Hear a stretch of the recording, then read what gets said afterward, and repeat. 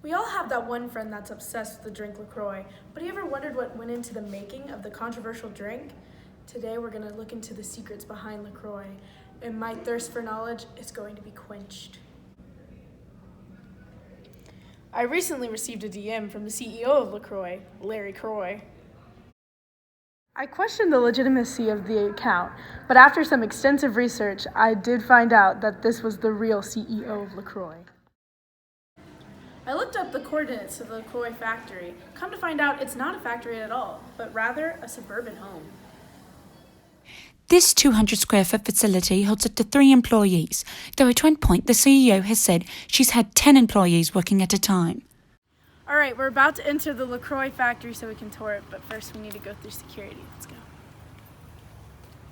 Hi. Hi. Welcome to La Crosse. What's the passcode? Passcode? Oh. Hey! Oh! Is this guy bothering you? Yeah. Just let him through, bro. Oh, wow. Hey, that guy was a weirdo, hey. Don't you employ him? I don't know. Anyway, let me take you on a tour. Yeah. I actually won't be taking you on the tour. I'll actually just bring you into where we actually bottle it. As you Okay. can see, we're doing a bit of inspecting right here. Oh, wow. And we're actually going to show you the 3 processes that we use to make the LaCroix, and then I will meet you later in my office to discuss some more business details. All right. So, great meeting you. All right, let's check out over here.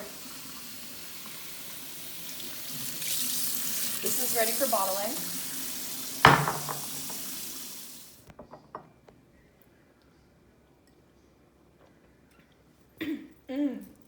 Delicious.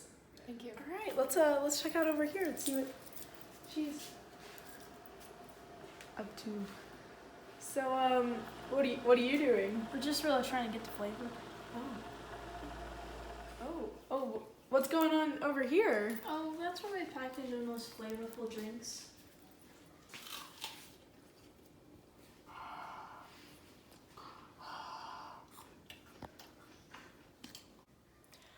Upon seeing these methods, I questioned the legality of the process. I decided to have a sit-down interview with the CEO, Larry Croix. Thank you for having me. Of course. LaCroix? I guess so.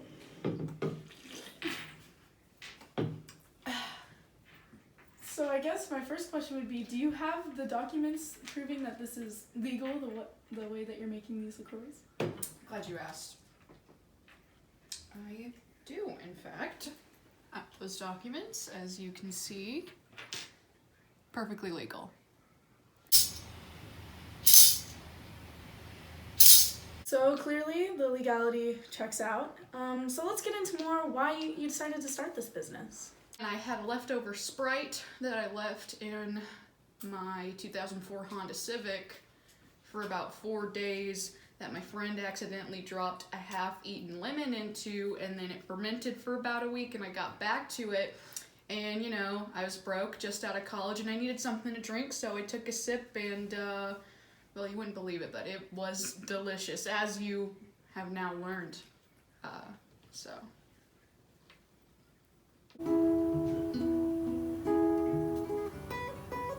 To wrap up question, where do you see this business going? How do you think it'll pan out?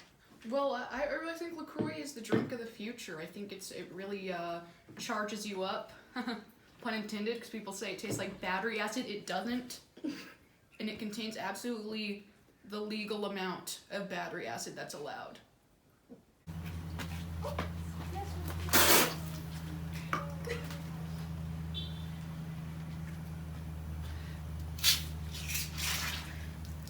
So I guess I'll head out. Thank you for having me. Yeah, absolutely. Hey, you take the bucks on us. You know, I can tell you really enjoyed the drinks that we're making here. So you take that. Yes. Have a great day. I'll take that. Thank See you you. for having me. Yes, thank you so much. Oh wow, hey, thank you. Wow. Okay. See you guys.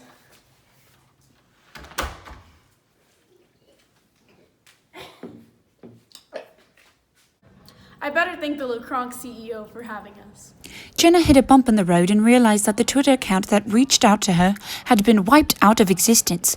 Upon further research, she found out that the website for LaCroix had also been deactivated. Lastly, she visited the LaCroix factory one last time, and there was no sign of vacancy. This led her to ask, was any of this real? Is LaCroix a hoax? Are we being fed battery acid? The world will never know.